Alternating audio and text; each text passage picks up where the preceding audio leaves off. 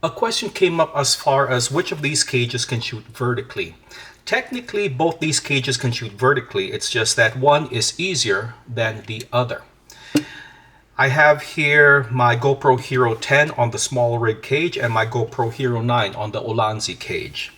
The SmallRig cage, it has 1/4 20 screw holes on all sides of the cage, barring the front and the back. So pretty much you can put a tripod here, here, here, and here.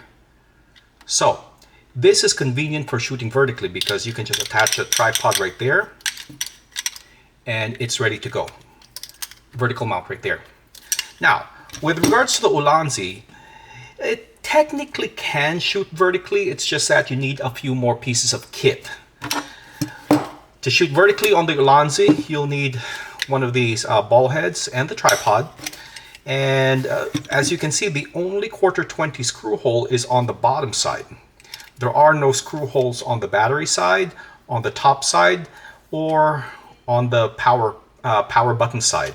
Now, you can put in cold shoe mount on this thing to help it shoot vertically, but it does the same thing as putting something in the bottom. Now, to have this shoot vertically, attach the ball head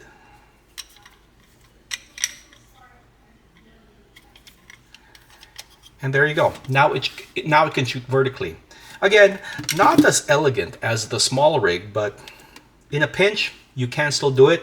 You just need one more piece of kit to do it. If you have any further questions, feel free to send me a message. Otherwise, thanks for watching.